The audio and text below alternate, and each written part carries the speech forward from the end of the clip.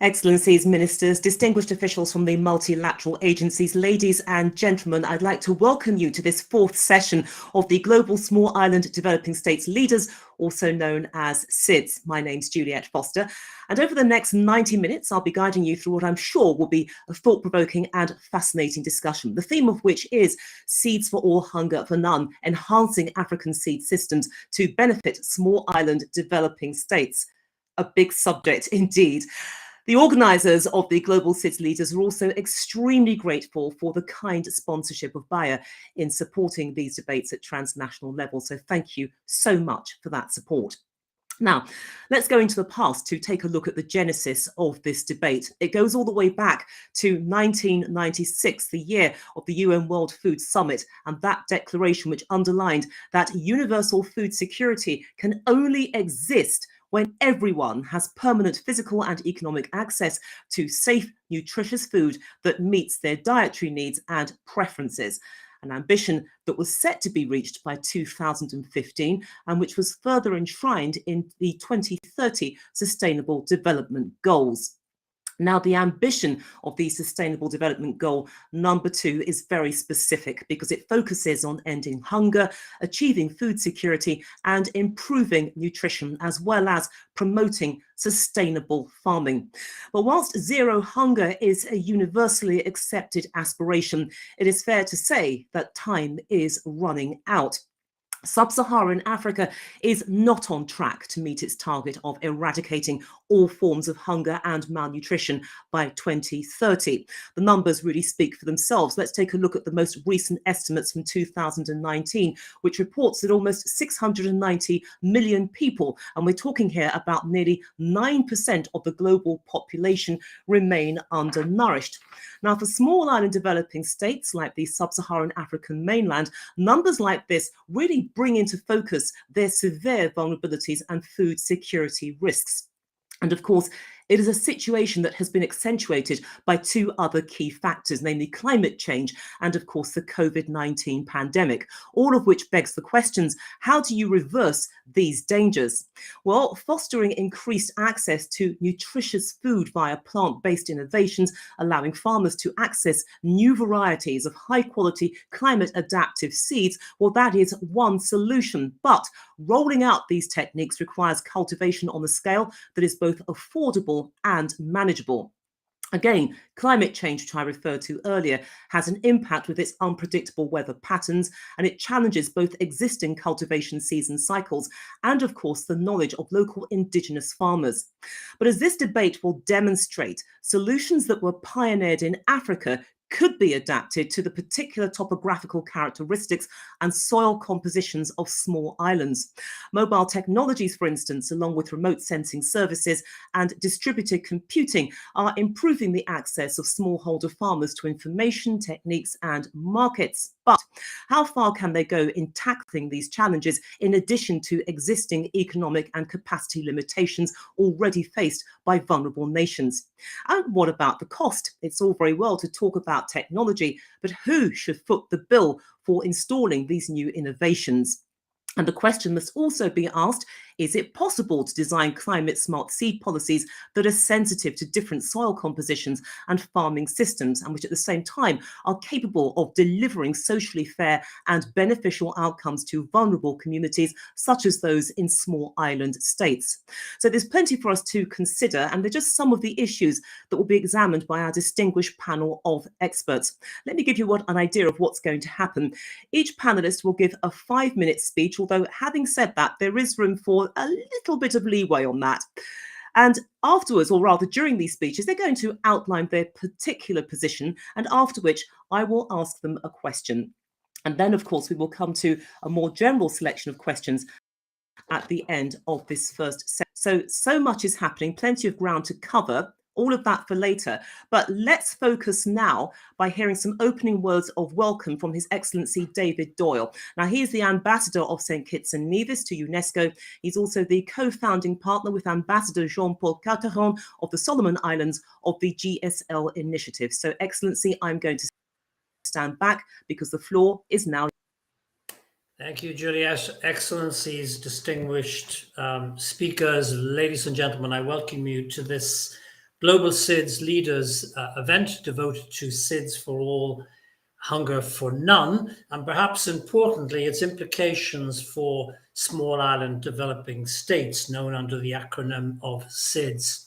Now, this is the fourth such event, bringing together leading experts from the UN family of organizations across the globe, multilateral and bilateral donors and countries, prominent research institutions, and of course, ministers from the small islands themselves to debate critical strategic issues of importance to the future sustainability of small island developing states. The genesis of this Global SIDS Leaders initiative was driven by the need in a very increasingly multipolar world to raise the profile of small island developing states on the international agenda. The objective is to secure a better understanding of the small islands' specific challenges, build mutual support at key transnational and regional negotiations, whether it's addressing the destructive nature of climate change or combating the spread of COVID, managing indebtedness, or as the topic of today's event explores, developing innovative agricultural technologies to meet the particular needs of small island developing states. Now, small island developing states represents something like 38 independent sovereign states scattered indeed across the globe, from the Caribbean to the Atlantic Ocean, from the Pacific to the Indian Ocean, representing 20% of the UN membership. Now, whilst we are very proud of the fact we have 20% of the UN membership, or 1/5 if you like, SIDS' remoteness, size, limited institutional capacity, sometimes results in many of these islands, if not all of them, facing particular challenges in getting their collective voices heard at bilateral and multilateral level discussions. It was with this ambition in mind that my partner in this particular initiative, Ambassador Jean-Paul Carteron of the Solomon Islands, we instigated the Global SIDS Leaders Initiative to give a more assertive voice to SIDS at transnational level. Ultimately, it's through important and timely debates of this nature, such as today, on the development of new SIDS technology being pioneered in Africa with potential for small island developing states, that we seek to inscribe the small island strengths, opportunities, risks, and weaknesses on the global development agenda, and also allow SIDS to become essentially an integral part also of identifying the solutions. So without further ado, let me just also underline our deep appreciation to the sponsor of this event, Bayer, and I wish you all an enjoyable debate. Thank you. Ambassador Doyle, thank you for those words. Let's begin with the first of our distinguished speakers, Maria Helena Semedo. Now, she's the Deputy Director General of the United Nations Food and Agricultural Organization, or FAO. Let me tell you a little bit about her. She is an economist and a politician from Cabo Verde, and since becoming her country's first ever female minister in 1993, she is a recognized advocate for women's empowerment and a leading expert in global development issues. Now, before taking up her current duties in 2013, she held many high-level positions in Africa. We're very fortunate to have you with us. So Maria Helena Semedo, the floor is now yours, and you have around 5 minutes. Thank you so much, Juliette. Good afternoon to all. Ambassador Carteron, Ambassador David Doyle, Ambassador Josefa Sacco, Ambassador Mario Arvello, dear panelists, excellencies, colleagues, friends, it is really a pleasure for me to be at this fourth conference of the group of SIDS leaders. Being from Cabo Verde, addressing the unique challenge of small island development states is an issue close to my heart. And having dedicated a large part of my career to working on Africa, I am deeply aware of the complex food security concerns in sub-Saharan Africa. SIDS and sub-Saharan Africa share many vulnerabilities. These nations and their food security are fragile in face of climate crisis. though not linked to climate change. Last month's volcanic eruption and tsunami in Tonga highlighted just how hard extreme events can hit seeds. And we are seeing a hunger crisis in the Horn of Africa, for which the Food and Agriculture Organization of the United Nations recently launched an appeal to help 1.5 million people whose fields and pastures have been devastated by drought. So, as demand for healthy and nutritious food grows, we need to improve local food production to raise food security and nutrition levels. If you look at what we produce, 80% of our food is plant-based. If you want to increase production, must largely come for adapted and resilient crops, at the same time supported by healthy ecosystem. And we should not only think about food generated by the rich diversity of forests, trees, grassland, and mangroves to complement our diets. Is not only what you produce by the land, but let's think about our forests. And we must do this at a time when soils are degrading, biodiversity is in sharp decline, pests and disease are spreading, drought and floods are frequent, and we can no longer rely on predictable growing season. And this is, we see it every day on the small island development states. In the face of this challenging, providing access to the right seeds from a diverse range of crops and varieties is vital. Crop varieties coming from our biodiversity can also bring useful new traits attractive to market, like palatability or easy to processing.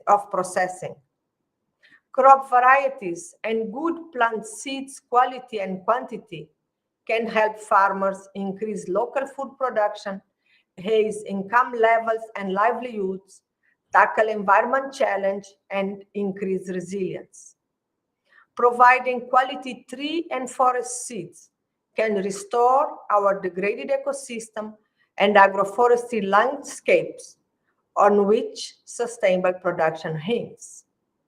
This is because the most cost-effective way to deal with a crop disease or difficult condition is with a resistant crop variety. What are the appropriate crop variety we have, and with healthy ecosystem to continue sustaining basic ecosystem services for sustainable production. Though we are not there yet, efficient seed systems help small farmers access quality seeds.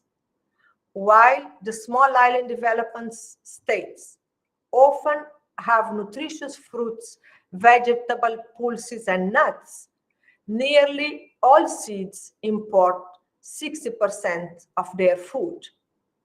In Africa, only around 30% of farmer fields are planted with improved crop varieties, while over 90% of seeds have no quality assurance. We need to place seed quality and crop varieties at the forefront of action for better food production. Yet, providing high quality and diverse seeds involve a great deal of know-how, innovation, and efficient distribution of seed systems that respond to farmers, consumers, and market demands. Colleagues, reaping more with less is the only way to achieve the Malabo Declaration and food targets of the Sustainable Development Goals. FAO is committed to working with members and development partners to meet these targets. How? Through the Samoa Pathway Global Action Program on Food Security and Nutrition, through the FAO launched Seed Solution Platform, which will bring innovation, technology, digitalization to farmers and facilitate the exchange of experience and good practices among small island development states, through working to demonstrate that the seed industry is an enabler for sustainable crop production and large-scale restoration of degraded ecosystem, through cooperation for developing sustainable and resilient, climate-smart and gender-responsive value chains, engender results-based priority setting for resource to strengthen local and national seed system while encouraging regional collaboration, facilitate constructive debates on innovation, and strengthen institutional and human capacities. We must all work together to make seed system in seeds in sub-Saharan Africa resilient and diverse, to ensure that farmers can access the seeds they need when they need them, so we can have seeds for all and hunger for none, and to ensure better production, better nutrition, a better environment, and a better life for all, leaving no one behind. And I thank you. Over to you, Juliet. Thank you very much, Maria Helena Semedo. The question I'd like to put to you is that you've beautifully outlined the challenges that SIDS face, the challenges arising from their environments and the work that needs to be done. Also, that statistic about 60% of food actually being imported. But given all of that, when you factor in the agenda for sustainable development and that goal to eradicate hunger by 2030, is it perhaps time to reevaluate that deadline? Because as we know, the hunger and malnutrition rates are rising. And if it were reevaluated, what would it mean for SIDS farmers? Yeah, this is a very, very good question. I think if you see, we are far to achieve our sustainable development goals, and COVID-19 has made it more difficult. But to me, I don't think we should move the goal. To me, what we need is to set the bar high and to have greater ambition. It's time for us to roll our sleeves, not lose time, and put our words into action. What we need is a great scale and acceleration of our action. And this is how I can see this. If you all together, we strengthen our partnership, we restore our degraded land, we slow the effects of climate change, we tackle food loss and waste, we can still hit the 2030 target. Now is not time to give up. What we need to do is to redouble our efforts. Be together in partnership with the government, with the private sector, with the civil society, with our financial institutions. And this is how we really need to have ambition, action, and strengthen our partnership. This is how I see it, Juliet. Maria Helena Semedo, thank you so much for your response to that question. I'd now like to welcome our next speaker, who is Peter Kenelo-Ria, who's president of the Organization of the African, Caribbean and Pacific States Parliamentary Assembly and also co-president of the ACP EU Parliamentary Assembly. Peter Kenelo-Ria, it's good to see you. The floor is now yours, and you have around 5 minutes. Thank you very much, Juliet and Excellencies, colleagues, panelists. Once again, it's a privilege and a pleasure to join you here in this very important discussions. Thank you very much to the organizers as well for keeping SIDS on the radar. As a SIDS person myself, I'm perhaps biased there, but I always welcome discussions on SIDS issues. Of course, very, very important part of the United Nations family as well, in terms of the collective that the SIDS have. Now, in terms of Solomon Islands itself, our geographical makeup puts us as a unique position, I would say, in that we have very, very high mountains, volcanic mountains, but also we have atolls as well. So I guess in terms of geographic layout, in Solomon Islands, you have a good representation of the SIDS within a SID. So we are one of the bigger SIDS, if you want to call that, in the Pacific. And we are also the biggest LDC SIDS. So that's another acronym that has also fallen upon our heads, both as SIDS as well as a least developed country, the Solomon Islands is. When it comes to nutrition, apparently we don't fare well there as well. Reports have stated that our malnutrition data is quite concerning, that a high percentage of our children, I think the latest one has it just about 31% of children under 5 are quite stunted in terms of their growth. And that is something that is a reflection of our malnutrition or the lack of nutrition that our young population are getting nowadays.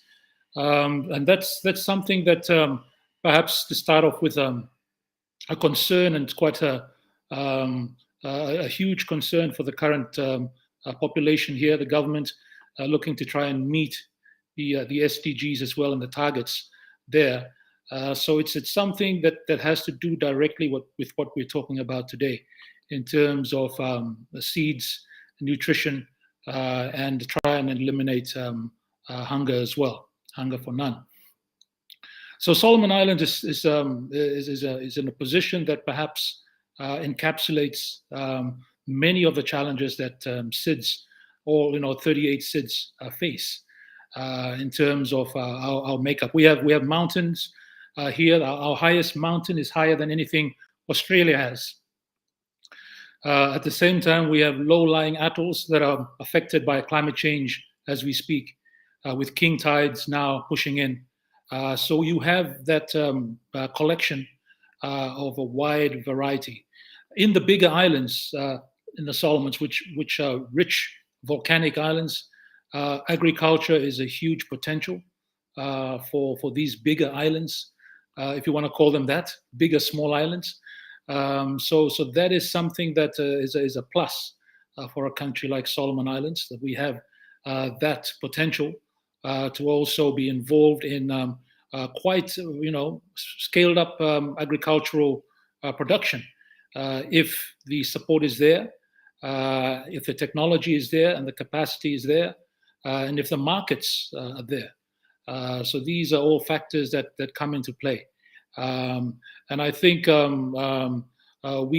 are also facing issues of shortage of food currently now, with the onset of climate change affecting particularly the low-lying atolls of Solomon Islands that are pretty much the same level of challenges that a country like Tuvalu faces, or Kiribati, more the low-lying islands as well. We're now having social issues as well, of some people trying to re-establish themselves on higher ground, literally, by moving from smaller islands, atolls, towards the bigger, more higher islands, and causing social instability as well. Those impact on issues concerning land use, land tenureship, customary land. These are issues that are very at the forefront of Solomon Islands thinking when it comes to anything to do with land, traditional land ownership, which makes up about 87% of Solomon Islands is owned by landowners culturally through tribal groups, and that impacts upon issues of agriculture and growth as well. So these are issues that can compound the challenges that SIDS already face for a country like Solomon Islands. The traditional cultural angles that come in, land ownership and tenureship issues can also be an issue. We have work that have been done for Solomon Islands with our friends, partners, the United Nations, organizations, NGO groups, and our bilateral partners in terms of resilient planting, looking at crops that are climate resilient, and trying to get them to get the people to be interested in planting those. That is something that is still to really catch on. I think there's a little bit of, for some of the crops, there's a little bit of capacity development that might need to be done for the villagers to perhaps change crops to what they're used to. These are issues that we're facing in terms of challenges as well. But the opportunity is there to still use some of our traditional crops and perhaps look at them and how to develop them in a more updated way that can still fulfill the role of nutrition for us.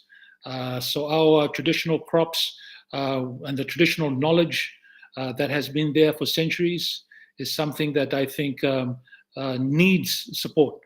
Well, people used to make puddings, they call them 6 months pudding, that they keep. People make fun of them these days, but it's something that people bring out during the hard times. And they bring out and they eat those puddings made of root crops, things like that. That is already starting to be forgotten by the newer generation already. So those traditional things I would just like to flag are important for us as well. That those traditional knowledge, I think, need to have their place as well. I think in our conversations for some of our SIDS, particularly those of us in the Pacific, where the cultural affiliation to land and the spiritual attachment to the ocean and the land is quite a big part of it. So those are very Solomon-centric SIDS concerns that we have. There are also very useful and helpful developments in aquaculture in terms of that space as well. But once again, the uptake has been quite slow. People are not used to farming tilapia, things like that. They're more used to other fish in the ocean, not as much fresh fish. So there's a preference in the food choice as well there. So these are challenges that we face as we try and move and address these real concerns for us that we have in Solomon Islands and in many SIDS, particularly those in the Pacific. Yeah, thank you. Thank you very much. You've actually addressed one of the questions which I was going to put to you about some of the measures that you have been taking to address those food issues. So let me move on a little bit, because in your role as president of the OACP Parliamentary Assembly is also the influence of transcending the 38 SIDS constituencies. What is the message that you wish to put to policymakers and indeed donor partners in working with SIDS on innovative food solutions which have to be adapted to small island environments? Because you touched on one of the issues there, getting people to grow new crops alongside the ones which they're used to producing, but also perhaps changing that mindset as well. So what would you say to policymakers? Yeah, I think, as president of the ACP Parliamentary Assembly, with our role there as oversight in terms of what happens by the executive, I think this is very, very important that we do have a role to play there, just to make sure that these programs of actions, as mentioned, in terms of the Samoa pathway, implementation of those that are already there. We always have problems with implementation. So many of the good ideas are already on the table. Our problem has always been on implementation. And for us, with the new ACP post-Cotonou agreement that we're looking to sign this year, there's going to be, I think, more important roles for parliaments.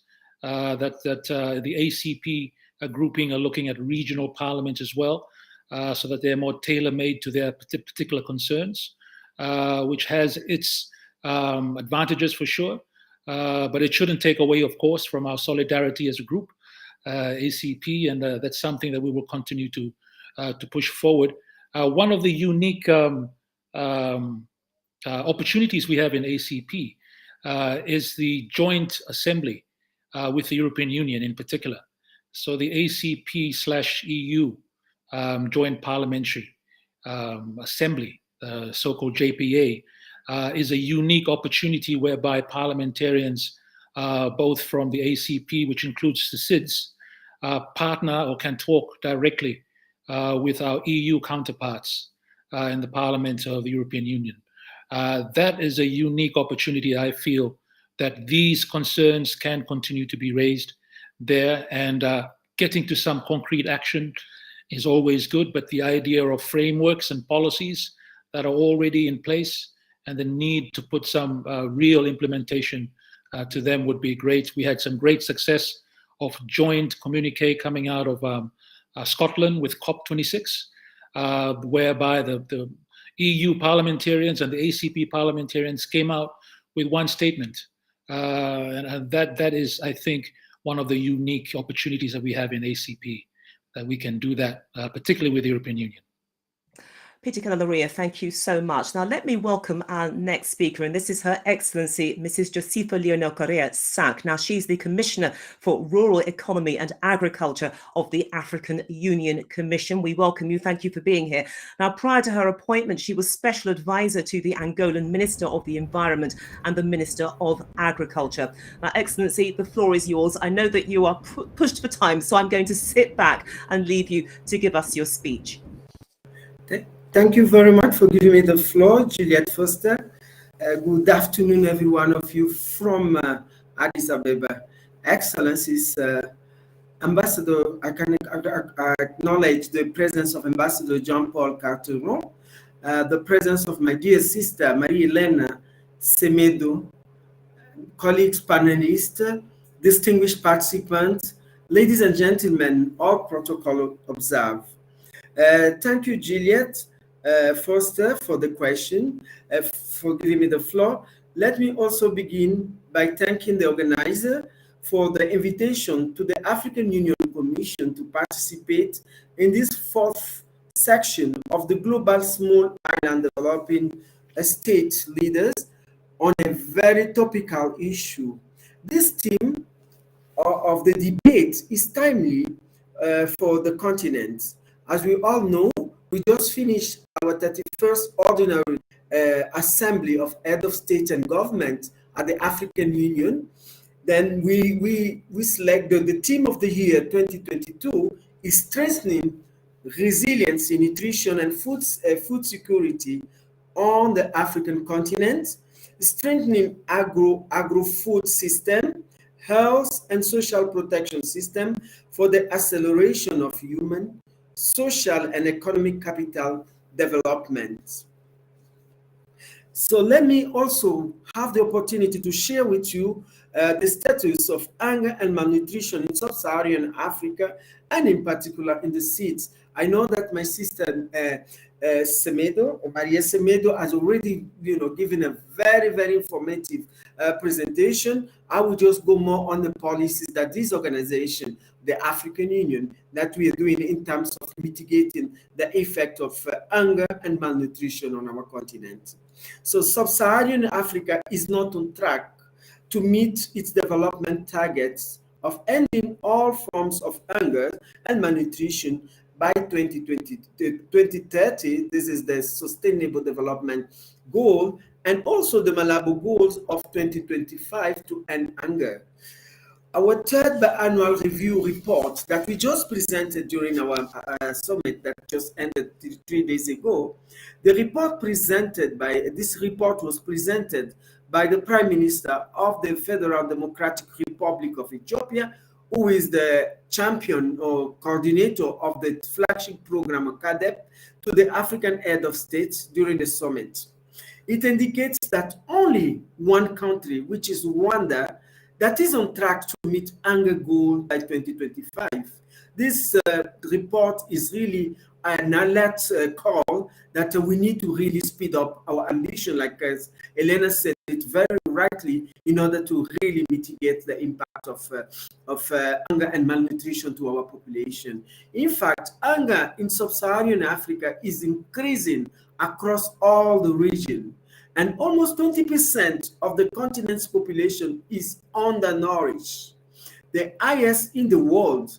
The The major challenges are the climate change, it was also said by colleague panelists, and the COVID-19, which push more 30 to 40 million people into poverty, revising the gain that we have made during the past 5 years, in the past 5 years. As some of you may be aware, the African Union has been partnering with FAO to mitigate the impact of COVID-19 on food security and nutrition in Africa, beginning with our meeting with African Agriculture Minister in April 20, immediately after the occurrence of the pandemic of COVID-19. So we started taking action, and there is a political declaration that came out in order for us to really control and keep on, intact, so that we can not accept, we cannot look at the disruption on the distribution side, value chain of our sector. The COVID-19 pandemic is threatening the food security and nutrition and the climate resilience of small island developing states, the SADS, which share many threats, including a resilience on international trade and imported foods, high rate of malnutrition, and existential threats as a result of their vulnerability to climate change. We need to support those islands. It's very, very important. We are all following what is happening now in Madagascar, and 2 weeks ago it was the cyclone, and cyclones, I think they need special attention. That's why I commend the organizer to bring, to organize this video conference. There is an urgent need to tackle these economic and nutritional challenges through accelerated agricultural development.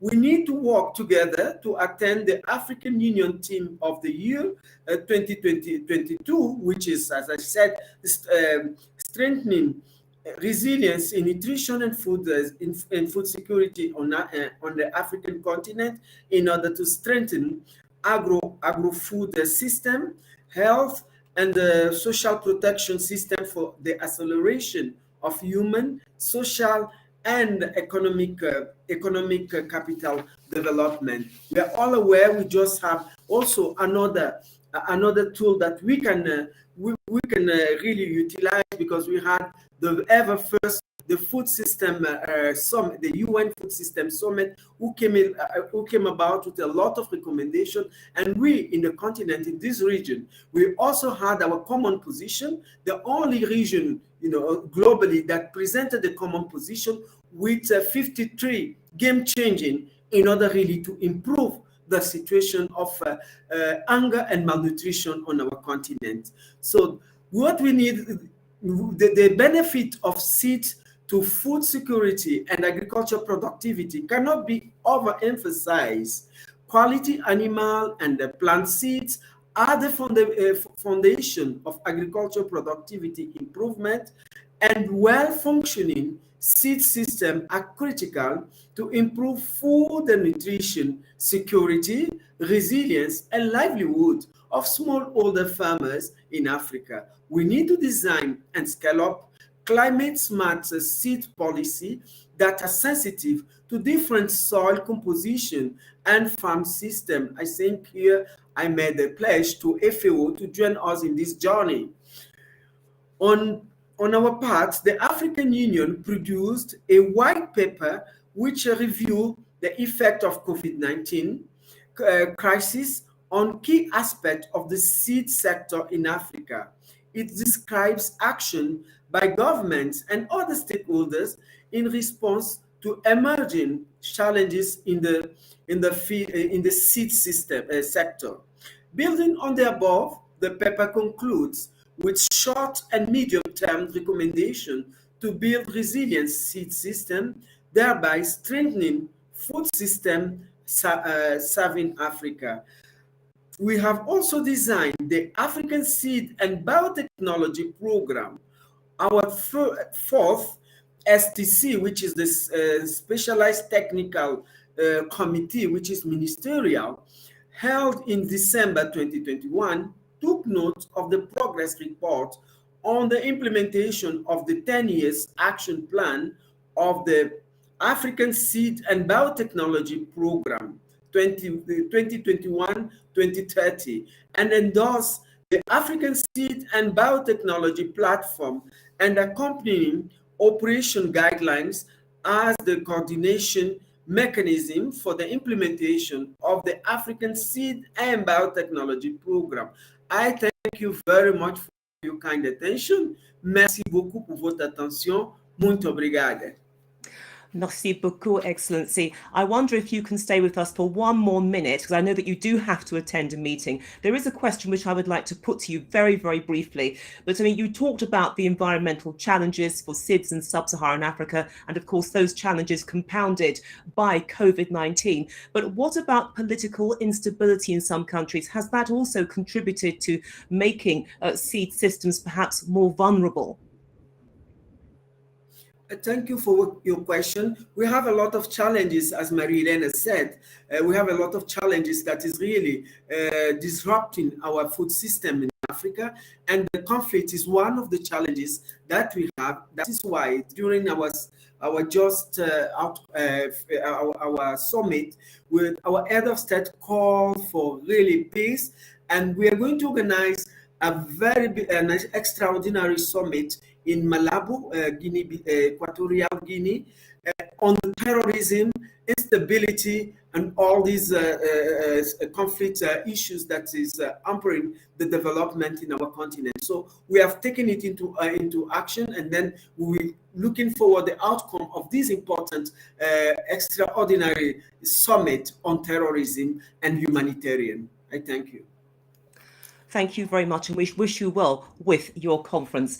Let's move on now to our next speaker, who is the lawyer, political scientist, writer, public speaker, career diplomat. I think I'm really just skimming the surface of your career. His Excellency Mario Arvelo. Now, he's the ambassador of the Dominican Republic to the Food and Agriculture Organization. Excellency, it's very good to see you. Thank you so much for being here. The floor is now yours, and you have 5 minutes, around 5 minutes. Thank you, Juliet, very much for your introduction. And I am very glad to be in a panel of such distinguished individuals who are also representing prestigious institutions from all over the world. I would like to give special thanks to Ambassador Carteron and Ambassador Doyle for opening the doors of the GSL, the group of SIDS leaders, and for inviting me to partake in this conversation. I am speaking right now from Santo Domingo. This is the capital of the Dominican Republic. Is where we like to say that all started, in the sense that this is the place where Christopher Columbus first set foot in the Americas, and this is where the European conquest of the Americas began taking place back in 1492. And we are part, together with our sister Republic of Haiti, of a very small tropical island in the middle of the Caribbean Sea. I myself was born 200 meters from the coast. And this means that I grew up experiencing the destructive power of hurricanes and the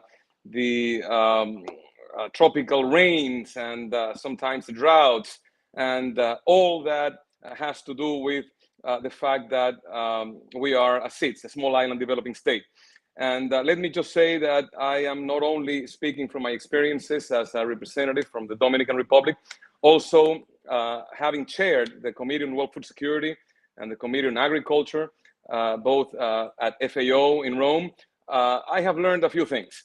A word about CFS. This is an inclusive structure. The CFS, the Committee on World Food Security, has not just, it's not just an intergovernmental institution. It also has civil society mechanism, research centers, international financial institutions, universities, and many other relevant actors in the discussion on food security and nutrition. In point of fact, our sponsor, Bayer, is an active participant in the private sector mechanism in exercise of their corporate social responsibility and, of course, their know-how in food systems. And I would like to refer briefly to the presence of Ambassador Kenny Lorea in the panel. He shows the importance of parliamentarians being brought into the equation, being brought into the discussion.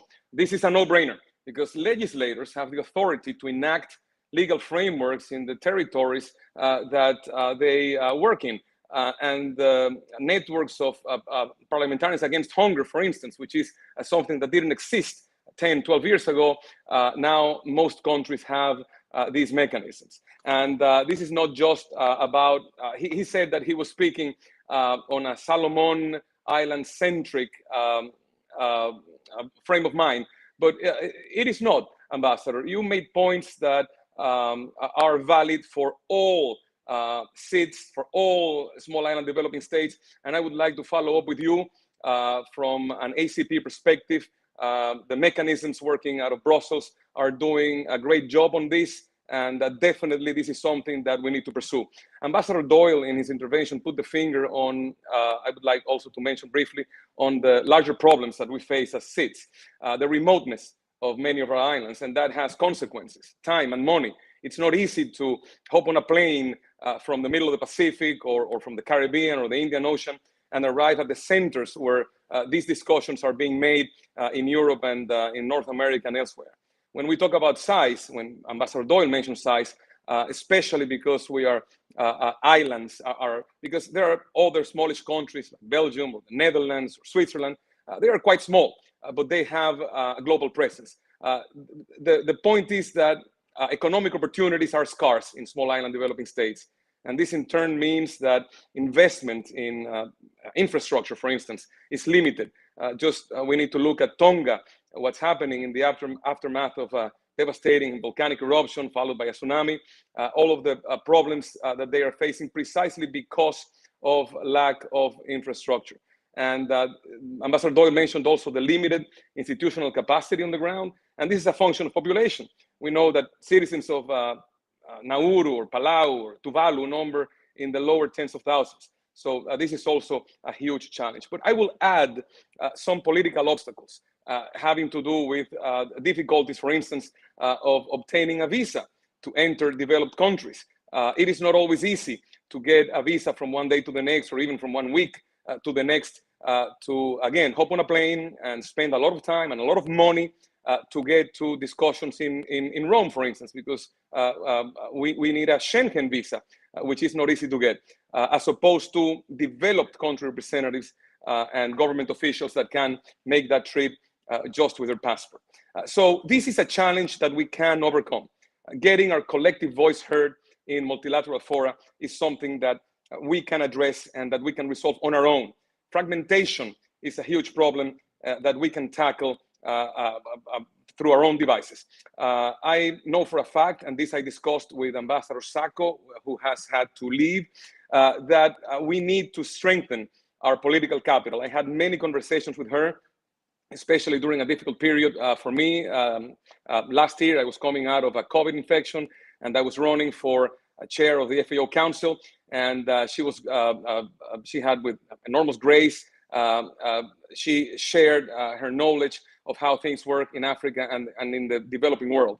I would like to very briefly touch upon, I believe I have some seconds left from my turn, about Ms. Semedo. Maria Elena, we met, as she of course remembers, in Accra in Ghana back in 2009. She was working as regional director for the FAO in Africa. And she mentioned technical challenges, soils, biodiversity, pests, climate unpredictability. And the point that I want to make from her intervention is that we as ambassadors, we are well aware that FAO, as well as IFAD and WFP, all the whole UN family, they are looking out for us. They are looking out for the vulnerable countries, the SIDS. This is done at the macro level, from their secretariats in Rome and from the decentralized network that they have working in regional, country level. Later today, I'm meeting the FAO representative in the Dominican Republic, Mr. Castañeda. And in our agenda, we will be tackling how permanent representatives to the UN can also bring political pressure, not on the organization, because again, the organization, the FAO and the others, they are looking out for us. The point is that the developed countries, those that are fully represented with ambassadors on the ground, they are in the political fora within these organizations. They are taking the lead and they are looking out for themselves. We are an afterthought.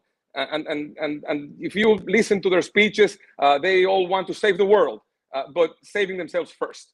So there is a renewed attention in the wide world to the UN, especially in these times of pandemic. WHO is the face of the UN in fighting of the pandemic, and it is a crucial partner in food security because of its work on nutrition and food safety. But we need to ride that wave of consciousness.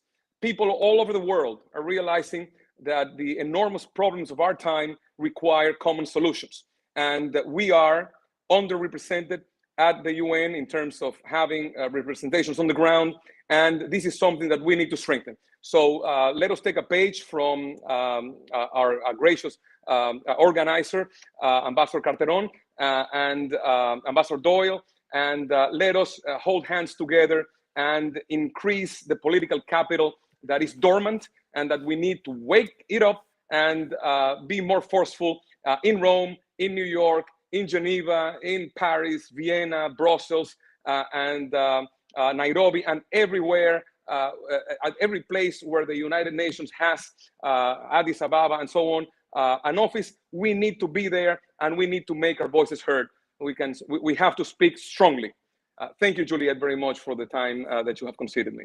Oh, well, thank you very much for that very powerful and heartfelt expression there. Strength in numbers, that lies at the root of it. And let's take that concept, because how can you use that strength in numbers, that amplified voice, to help small-scale producers in small island developing states like the Dominican Republic actually bring their products to market at a low cost, to be heard, to trade in a level playing field?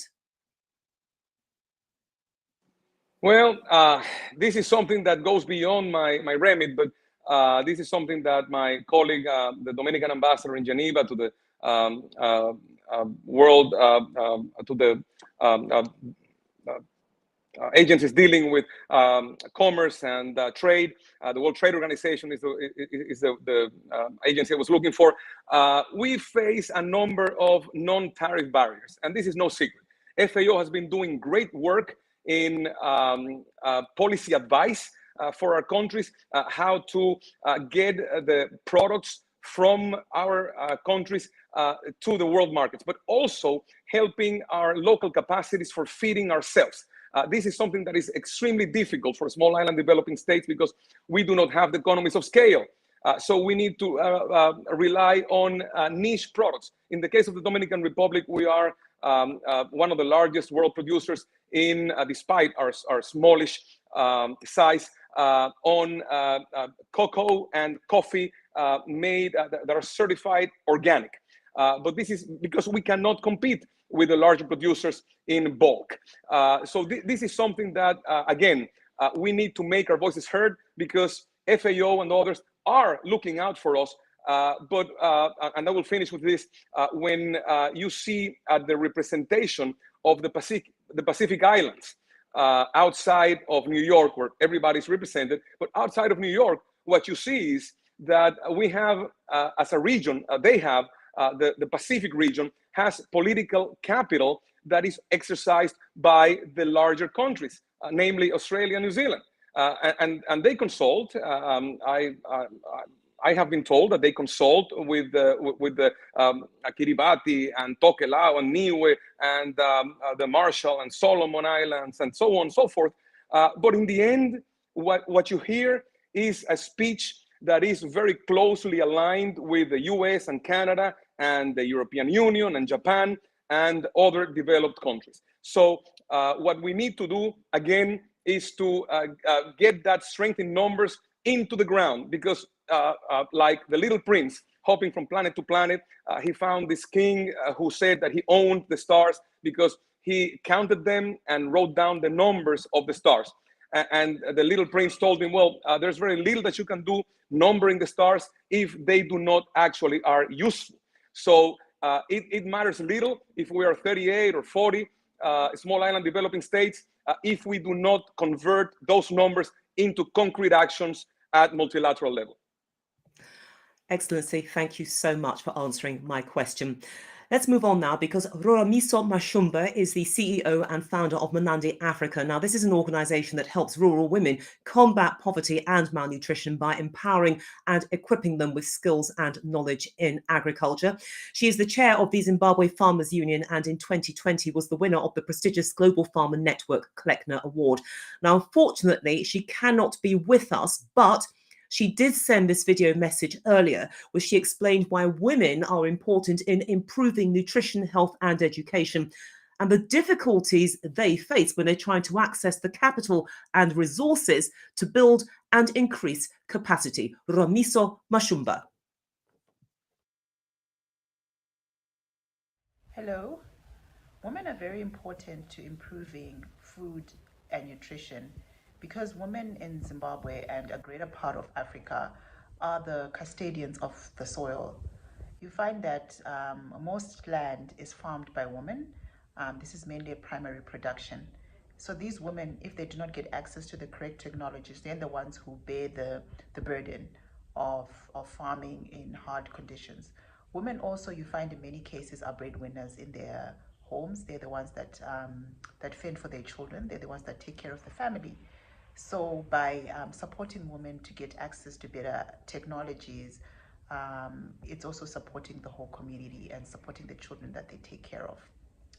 Women also have challenges of access to capital more compared to men, because you find that women also do not have collateral. Their names are not on title deeds. A lot of the times they don't have access to land. Their husbands are the ones that will have a title or access to the rural homestead. So therefore, if they were to look for a loan in a bank, they're able to access the loan. So women struggle more to get access to money, to farm, capital, equipment, in comparison to men. And you find women are the ones that would end up growing crops like horticulture crops, which are a bit more affordable compared to the high value crops, which they would also want to participate, but they're unable to secure funding for. So they use recycled seed instead of better improved seeds, because they just cannot afford to buy inputs, even fertilizers. They also do not have access to knowledge, because you find that a lot of the times the girl child has to stay home and take care of her siblings instead of going to school. So there's quite a lot of barriers that women are faced on the continent, and which results in women being poorer in comparison to men. And in most cases, women are taught that they should eat last. So in a home, when a woman cooks, if there's not enough food, she first serves her husband. After she serves her husband, she feeds the children. If there's anything left, then she eats. So you find that women are malnourished because men are more superior in the community, or seen as more superior. So therefore, they have access to better food in comparison to women. And in some homes where it's patriarchal society and men have many wives, the younger wife, of course, she'll eat last. Roramiso Mashumba there, thank you so much for that video feature, really looking at the role of women in agricultural communities and their importance in this whole thread, this whole tapestry which has evolved around seed production, feeding communities, granting them the self-sufficiency they require. Let's welcome our next speaker, who is the agronomist and Secretary General of the African Seed Trade Association, Justin Rakatuarisi. You have 5 minutes. It's very good to see you, by the way, and the floor is now yours. Thank you. Thank you, Juliet. Good afternoon, everyone from Nairobi, and thank you for inviting me to participate in this meeting as a panelist. You will hear the voice of the private sector, because AFSTA is representing the private sector in Africa. So I would like to talk about the constraint and the opportunity of the private sector, or the seed sector in general, so that we know or we understand why we would be like this, the situation. So I would put it in two categories for the constraint. The first one is the technical constraint, and the second one is socio-economic constraints. So what are the technical constraints? Let me start with saying that the public seed sector is not able to play well its role for various reasons, such as lack of seed infrastructure and insufficiency of skillful seed technician to carry out seed quality control, and they are not able to implement the harmonized regional seed regulations. There's also absence of plant variety protection systems in some countries and difficulty for its implementation where they exist, whereas this is very important for us. And most countries have a weak plant genetic resources exchange network with a lengthy variety release process. There is also limited development of new varieties, and this does not allow the African seed sector to keep pace with the rapid change in the global seed industry. For socioeconomic constraint, the seed market size is too small, and this does not allow to justify significant investment in the sector for a better seed trade. And absence of reliable statistics on the African seed sector, which allows a good planning. This is tremendously lacking in Africa, despite the fact that we try to address it through our National Seed Trade Association. There's also difficulty of accessing to capital for small and medium private seed sector companies actually to develop and improve their operation, whereas they play an active role and an important one to serve the farmer in a niche region. There is also a distortion of the seed market due to poorly managed seed subsidies and undermining the private seed industry, because we have planned the production and all of a sudden there's a seed coming from nowhere and it's not sold from the formal. Then there's also difficulty for accessing to credit to procure agricultural input, including seed for small farmers, who are still the majority of farmers in the continent. Those are the constraints. And what are the opportunities? Because opportunities do exist.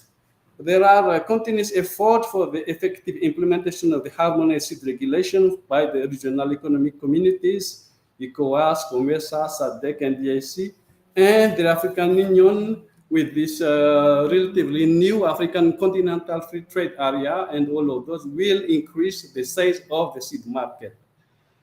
And we have, after good cooperation with all of those organizations, and we thank them for accepting us to give our idea from time to time in their document. There's also the availability of the seed technology to accelerate the research to develop better variety in order to meet the need of diversified agroecological zones in the continent. We do need, because our continent has many agroecological zones and very diversified. There is also ongoing public-private partnership, such as licensing of variety from the NARO, National Agricultural Research Organization, and instead of remaining with the public, because they are not able to take it to farmer, they are doing this licensing. There is also the fact that development partners or donors are still interested in African seed sector development in various forms. And there's a continued effort by international and regional organizations such as WIPOV, WAPEI, ARIPO, to promote plant variety protection in Africa, to motivate the breeding. We know very well that the budget allocated to the breeding, to the research, becomes less and less from the public sector, and we need the private sector to take over for this breeding. And the last but not least, the existence of the Seed Trade Association at national, at regional, and even the global level, because they allow the private seed sector to discuss among themselves about issues within the seed industry and advocate for an enabling environment in which they can operate more efficiently to avail quality seed to farmers, which is the ultimate goal. The fact remains that there is high seed demand in Africa, but it's not solvable, meaning they are not backed up by purchasing power.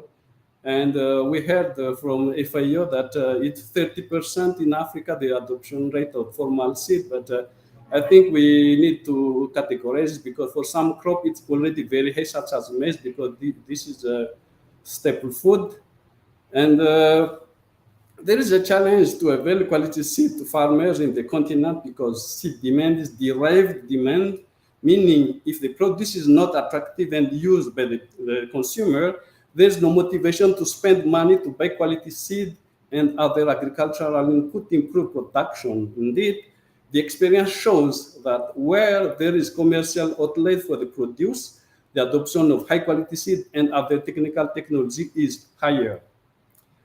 There is a need, therefore, to coordinate and support the entire value chain, right from the research and development to the produce market output. Because if we focus only on seed as such, we will lose this derivability from the price of the produce. Then I would like to end my speech by saying that it's gratifying, though, that the continent has potential to grow and improve its agriculture in general, and the seed sector in particular, with around 60% of the arable land in the world in Africa.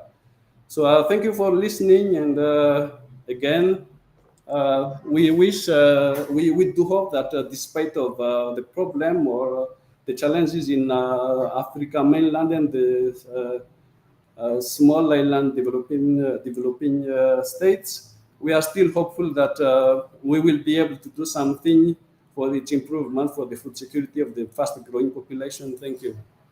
Thank you very much for that, Justin. I want to, there's a lot there in what you said. There's one particular thing which really stood out for me, and that's the size of the seeds sector. Does that largely underpin one of the reasons why, even though we have seen a great deal of work in developing seeds that are resistant to severe climate change, the technology that's gone into this, etc., that this is perhaps one of the reasons, the size of the sector, that we haven't seen this big rollout of that technology, the adoption of what it has produced, because clearly this is an issue.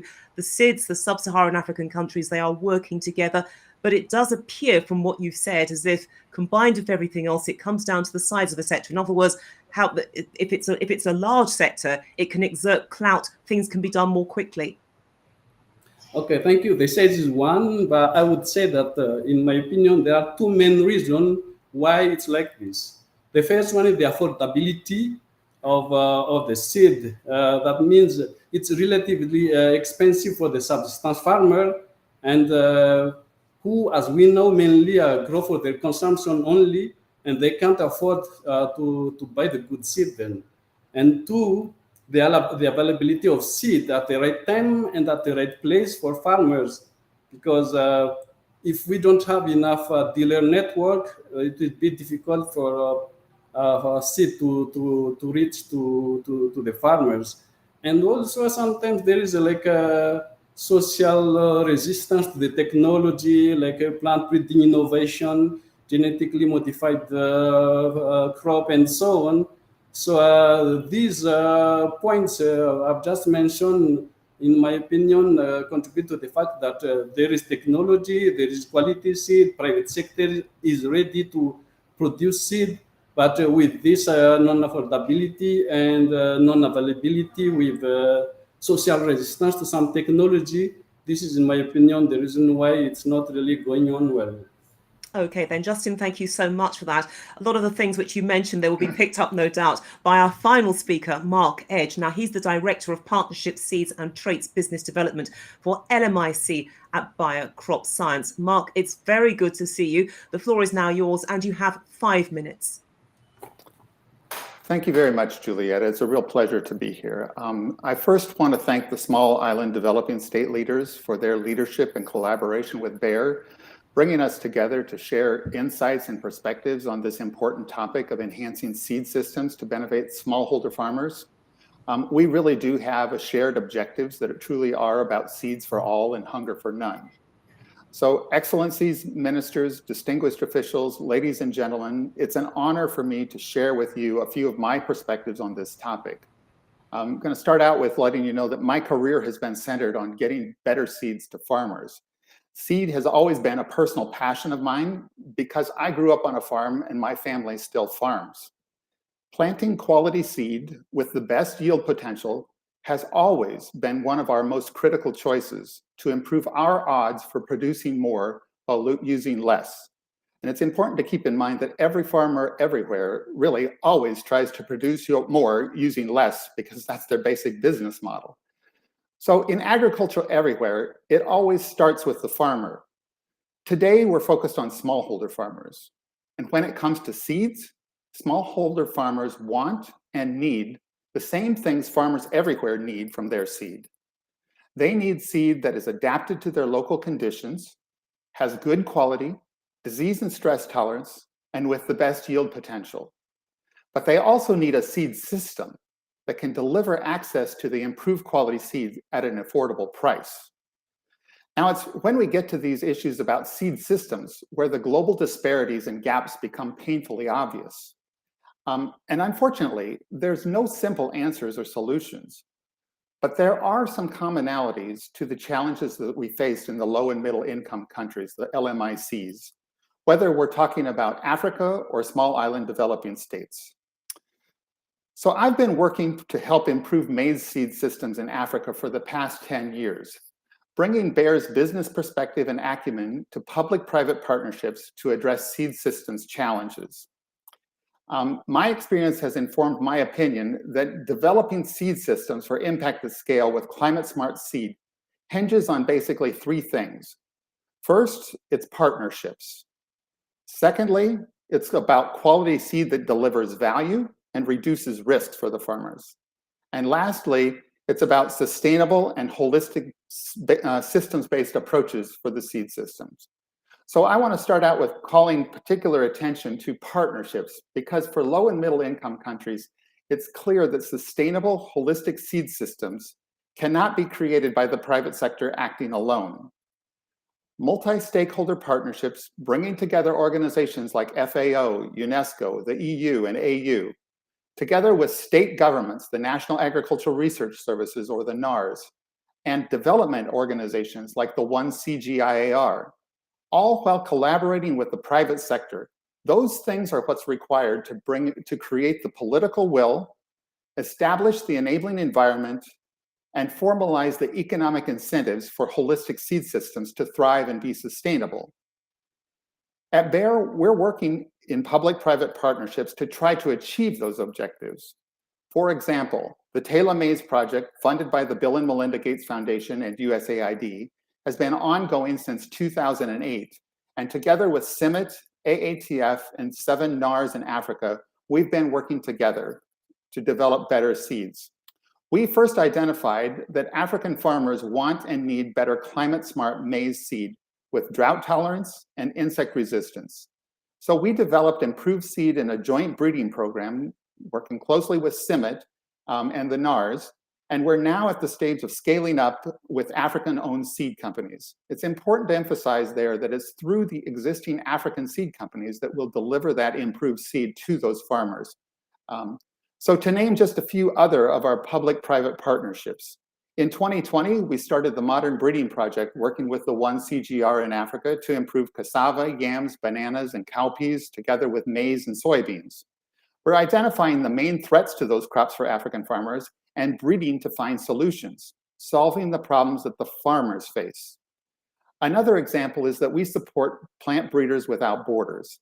This is an organization of plant breeders who transfer knowledge about underutilized species, working together with smallholder farmers to develop better varieties more suited to them. The focus there is really about the transfer of the knowledge. How do you get the local knowledge done at the local level? They have done work in Indonesia in Bambara groundnut, which is a crop that I have never had any experience with, but I understand it's got certain fit that's very appropriate for small and island developing states. And they're planning a training session in Fiji later this year that will include 27 member countries from South Pacific community. So I could go on for hours about all the great opportunities that we see to improve seed and make a sustainable impact at scale. But let me conclude this formal part of my presentation by summarizing that seed and seed systems are complex topics with many nuances, and the devil is in the details. So I hope that from our dialogue today that we can gain a better understanding of the framework necessary for effective collaborations to dig into those nuances and details so that we can deliver access to improved quality seeds at an affordable price to smallholder farmers in small island developing states. So thank you. Thank you very much for that, Mark. And yes, the devil is in the detail, but that shouldn't thwart the ambition. Let me add that point as well. But I mean, look, what you've outlined, again, it's really interesting about the partnerships, and that's something which I hope we'll allude to in the general conversation as well. But I mean, how do companies like Bayer, you know, with the knowledge that you have, actually help farmers build those systems to not just deliver on food security, but also health as well? Oh, those are very important questions, Julietta. And I think I start out always, as I mentioned, I grew up on a farm and I still am very connected with farming. And so talk about farming, changing farmers' behavior. And to change farmers' behavior, you first need to understand what problems they face at their local level. And then you have to understand why it is that they're using their current farming practices. So those issues around sustainability of whatever it is that the farmer needs to be more sustainable and produce a nutritious crop, those same sustainability things that affect everybody are the same for farmers. They have to be economically viable, they have to be environmentally benign, and they have to be culturally acceptable. So generally speaking, when we talk about farmers, their challenges center around the profitability and the environmental impact pieces that they're doing. So they often lack knowledges and resources to effectively adopt those new innovations and practices to change their ways and start producing more using less. So at Bayer, as a global leader in R&D, what we try to do is address those problems that the farmers face and figure out what it is that's going to help them change their behaviors. Why would they do something differently? And that's a really complex challenge to do, but it starts with creating better products first, and that really make a difference for the farmer, and then understanding what it is that will help that farmer adopt those things. So we use the traditional techniques of plant breeding, plus we stay at the cutting edge of all of these new technologies of molecular breeding of, let's say, for example, CRISPR, or applying artificial intelligence to this development of new seed products, making sure that we're developing the products that work for the farmers that are going to make a change in the value that they purchase. We're only successful if we deliver farmers something that's actually valuable that they'll come back and purchase again. So the focus really has to be on creating products that bring value to that farmer. So we're engaging in these multi-stakeholder collaborations to do our part to transfer the knowledge and the capacity, because it's certainly far bigger and more than any one company can do on its own. There's always these many issues that have been addressed by the distinguished speakers before me that have shown what challenges we face. But the main takeaway here, I think, is that there is tremendous progress that can be made if you keep the farmer at the center and talk about delivering value to that farmer to improve their productivity. They can produce more using less in the low and middle income countries, including the small and island developing states. Thank you.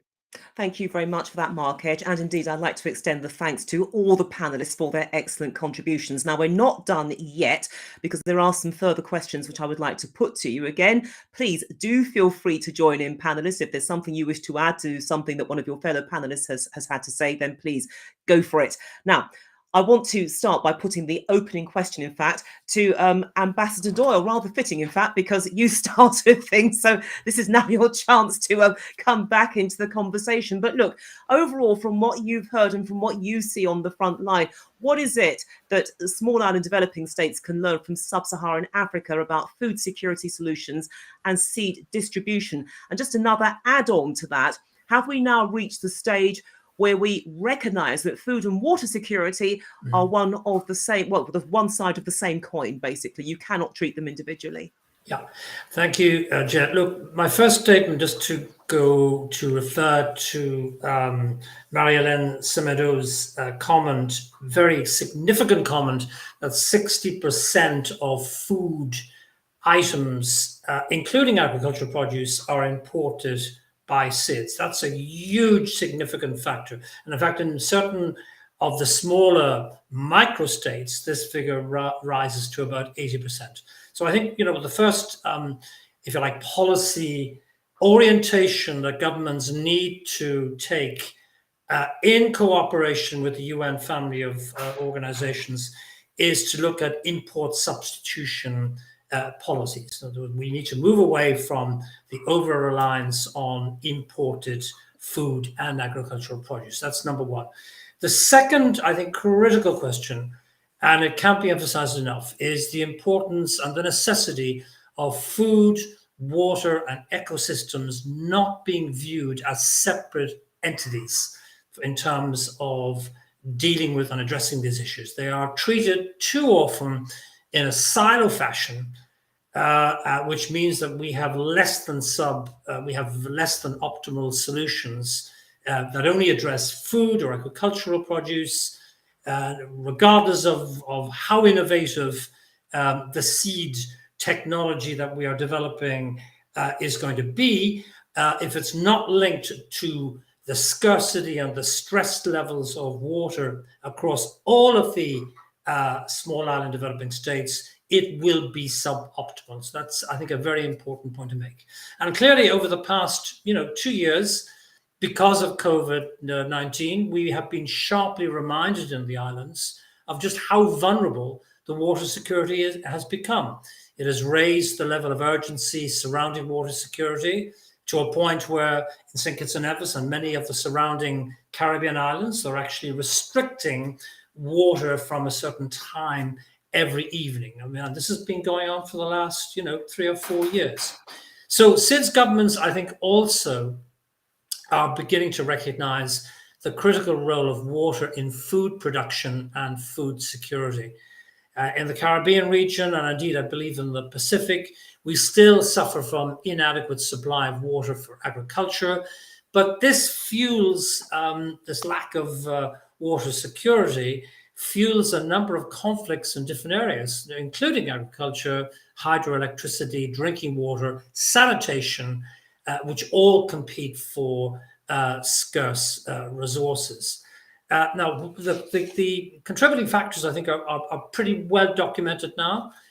We know that the sea level rises that are so indelibly associated with island states leads to saltwater intrusion into coastal aquifers.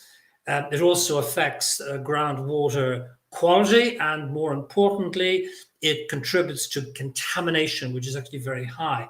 Now, not alone that, but add to that the results of a sort of desertification of fertile land. Literally, fertile land, because of the intrusion of salt water, becomes, mini deserts, which are difficult to cultivate.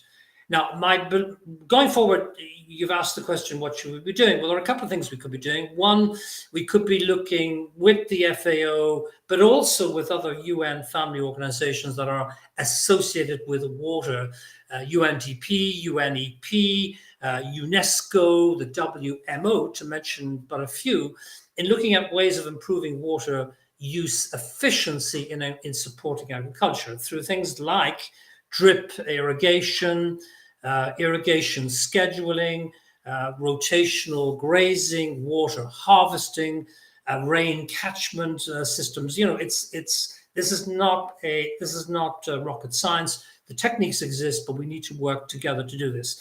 And desalinization is another important, I think, area. But sadly, it's only a partial solution, because it's hugely expensive, and actually 90% of the desalinization capacity exists only in high income countries going forward. But my final, I think, message is this: not alone do we need to heighten the importance of the Sustainable Development Goal number 2 that you've mentioned, Juliet, relating to eliminating hunger, but also the Sustainable Development Goal number 6, which raises the question of access to water and clean water and sanitation. The two need to be intertwined, interlinked, to find optimal solutions going forward. Thank you. Okay, thank you very much for that. So really, we need to end the silo system if we're to actually achieve the goal of the 2030 Sustainable Development Goal that we referenced at the beginning. But again, I want to throw this point out to everybody, because look, one of the things that we have talked about is learning. Yeah. And given that, I want to reference Asia. In fact, one of our speakers did reference Asia earlier. And I want to look at Asian vegetable production and consumption because it increased during the 1990s, or really from the 1990s, because you had a huge seed industry working hand in hand with the private sector. So what are the lessons that small island developing states can actually take from the Asian experience? Peter Kenelriya, can I throw that to you first and then get the response of other panel members if they wish to contribute? Thank you very much, Juliet. Yes, I think for us in the Pacific, we very much follow closely the developments in Asia, and as much as possible try to emulate where we can. But I think context is very important as well. There are some great ideas that are implementable in Asia, but are a bit difficult to do in a small island setting as well. So the tailoring and the contextualizing is very important. And when we talk about private sector, in many small islands, it's really almost non-existent. It's a very small hold of farmers trying to survive, many of them, and then the surplus they try to sell in the local markets. So it's the whole imagery shifts a little bit when we start talking about SIDS challenges when it comes to that. But of course the ideas that are there can be tailored, I think, in terms of adopted and then to the settings for small islands. Yeah. Great, thank you so much for that. And can I get the response of you, Justin? I mean, look, because I'm sure that in your work, people say, well, look, let's learn from Asia. I'm sure there are things that we can take from their experience to replicate a similar result. I mean, what's your take on this, again, as someone in the front line? Yeah, let me say that in the tropical area, there are some crops, some species for which we cannot produce seed, like carrot, cabbage. So that implies we have to import it from the other area. Two, the small island, maybe at the exception of Madagascar, it's very big. I'm from Madagascar. The topography is a big problem, and then the availability of the arable land. So I would say producing a seed for this is not really making sense, but production of vegetable for consumption is very good because you can do it anywhere, even a pot. So for me, it's good to learn from Asia, but take into consideration the reality in those small islands. Thank you. Thank you very much. And Mario Alvelo, would you care to add to that? Of course. I will go back to what was said before about the solutions. FAO, among other UN agencies, look at what's happening on the ground. We spoke about the Solomon Islands, and now we're talking about Madagascar. There is a number of solutions that in many Asian countries, like you said, Juliet, have been put in place, and we can all learn from there. There are adjustments that need to be made in terms of the appropriateness of climate and the cultural the cultural imperatives of production, the soils, the precipitation, and so on. But one thing that I have learned in my tenure as a representative to the UN in Rome, to very technical organizations, having to read some of the papers, which to non-agronomists like myself, sometimes they may be a bit boring or somewhat arid. But in the end, in listening to all these discussions, one learns something. And that is that there are good practices in place. There are countries that are making the most. We heard about the Rwanda earlier from Ambassador Sacco. It is a success story. The private sector, and I mentioned Bayer again, is supporting a number of initiatives. The civil society is shining a light on this. Farmers associations, gender issues, youth are being all brought in together, and we are finding solutions. The important thing is to know what's going on in the ground, and also the knowledge on how to replicate this so that the yields augment, so that these best practices can be implemented in as many places as possible as we continue onwards in the fight against hunger and malnutrition. And let's continue with the theme of partnerships. We talked a great deal about that because we know that for a partnership to succeed, it's not just finding the right people to work for. It's also important that smallholder farmers are actually included and not sidelined in the agricultural narrative. So Maria Helena Semedo, how do you ensure that that doesn't happen? In other words, that the voice of the farmer is never lost? Oh, I'm afraid we seem to have lost her. That's a great shame. Never mind, never mind. Let me throw that question out to the other members of the panel, and that is the point that partnerships are good, but you don't want to lose the farmer. You can't afford to sideline them. Their voice is authentic. It needs to be heard. So I'm going to throw that out. Who would like to tackle that point? I can try to take that, Go for it, Mark. Juliet. I would just say that, first of all, we always have to start with the farmer in mind and say, what are the challenges that they face and what are the problems we're trying to solve? And it's those farmers' challenges that we're facing, whether it's a disease, whether it's low quality seed.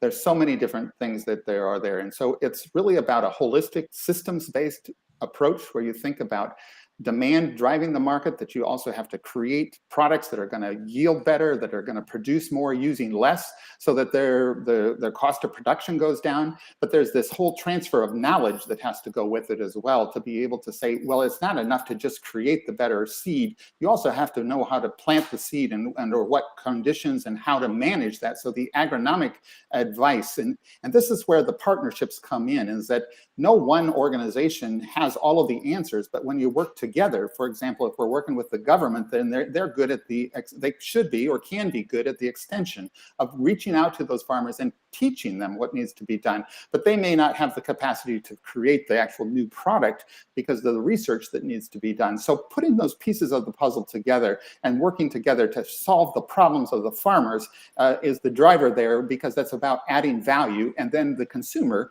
at the end will also get the better value because they're going to get a better product at the end. So try to put all of those systems together. The challenge is where to start and how to get it going, but it is definitely possible, and we have many examples where it is working. And again, a question to throw out to our remaining panelists, because I know that some of them have had to leave because they're very, very busy. But I mean, the reference was made earlier to GM crops. Now, it's hugely controversial in the United Kingdom and indeed other countries as well. But is there likely to be a similar resistance in small island developing states, this fear that you're introducing something which, because of the way that it's been produced, the perception that it's been manufactured in a laboratory, the worry about side effects and the potential to perhaps undermine traditional ways of farming? Let me start with Peter Kenelaria. And again, if the other panelists would wish to participate, please do go ahead. Thank you, Juliet. I think just to finish a loop on the previous question for FAO, I think previously I was with the UN as well. So they launched this SIDS platform in Samoa that looks at exchange of sharing of ideas. So I think they've got this platform out there that is helping some farmers, at least, in terms of sharing ideas within SIDS themselves. So that has been useful to a certain extent. When it comes to GMO, there's this issue of perception that is there. Many small islands have very unique biodiversity, endemic to these small islands. The flora and fauna are found nowhere else. So Solomon Islands is very much a high biodiversity country. So these issues of genetically modified and that it's always going to have a perception that we will need to overcome to enable to get these newer ideas on the ground. And I think if the messaging is done properly, there will be appetite for adopting newer crops, newer technologies. Maybe it's the same crops, but doing it better and more efficiently. Those sorts of things. But that is something that I have already seen in my constituency itself. With the farmers there, 80% of Solomon Islanders are subsistence farmers. So you will have to work with them to create this space in terms of perhaps adopting newer, more energy efficient, more I guess efficient, resilient crops, and build up the volume and outputs as well. But yeah, just that part of it with the unique flora and fauna issue, there's a need for messaging to overcome that perception. Yeah, so obviously the messaging key to it, and presumably that's a point that you, Mario Arvelo, would also support. Get the messaging right; it strips away the trepidation. Yes, absolutely. It is a problem of perception. It is a very controversial issue, as you said. I have yet to see any scientific paper that is peer-reviewed that would establish, without a doubt, with a scientific consensus, that GMO is bad for you. But there's a lot writing on this. I do not want to get into the specifics or the private sector components of this. The fact is that GMOs are being used where they are being used. They are contributing greatly to the fight against hunger and malnutrition. And GMOs, as per the papers that I have seen that are in the public domain, are crucial for this fight against hunger and malnutrition.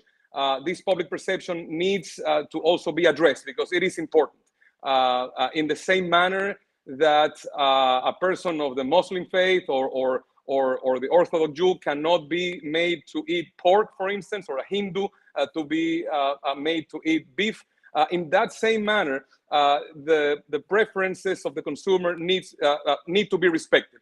And if there's a negative perception around GMOs, then this needs to be tackled with scientific reasoning. And of course, I am not adding anything about the cultural, religious impediments. That's a whole different subject, and I am not talking about that. Just as an example about how GMOs in this particular instance need to be taken into consideration, these negative perceptions. And the only way that we can do that is with the appropriate campaign of education for the consumers to show them in the same manner that we're doing with the vaccines. People are saying that they do not want to get a vaccine against COVID-19 because the vaccine will kill them. And this is nonsense. But the point is that we need to get the scientific information out in the same manner, and this is a much better example, in the same manner as we're doing with the vaccines for the GMOs. And let's sort of close out this issue and indeed the debate, because look, the bottom line is that what we're talking about, if we're going to look at the GMOs, is within the context of partnership, not losing sight of the end goal to feed people in very vulnerable countries through no fault of their own because of their geography and the other issues which go with that. And I know that Ambassador Doyle, you want to close this out by addressing that very point. Yes, thank you. Look, I just wanted to pick up on this very interesting last exchange about the need to integrate subsistence farmers in any solution going forward. I know that Ambassador Carteron from the Solomon Islands would want me to make this point because it's central to the whole global SIDS leaders concept that we've developed, which is the need to look at not just the bottom-up approach, but also the top-down approach in terms of finding solutions to the challenges faced by SIDS, whether it be in the field of agriculture or seed production.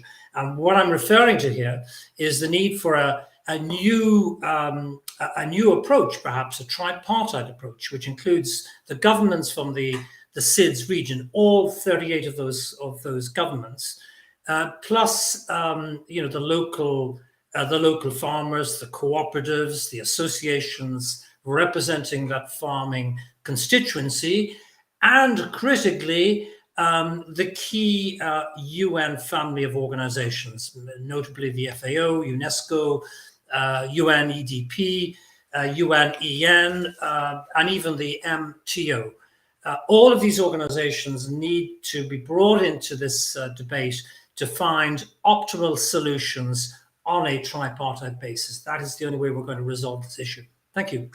Thank you very much, and really a thoughtful note on which to end this discussion. It really has been quite fascinating and really broadening things out and stressing the importance of countries working together. It's incredibly reassuring to know that there are bodies within the European Union and indeed in the United Nations who are working with CIS states and also those in the sub-Saharan African mainland. The process of learning is also continuing, but silo thinking needs to be challenged, something which was raised, and also the importance of hearing the voices of these countries. They have so much to give and they face a huge challenge. It's very easy to look at that challenge far away, but when you have to live with that and the consequences of inaction, it really does focus the mind. So thank you so much for those of you who have taken part in today's discussion. We appreciate your contribution and we look forward to seeing you, well, hearing from you again in the not too distant future. Because remember, the small island developing states, this is their time. Their voices are being heard. It's time for all of us to listen and to work together. Thank you. Thank you.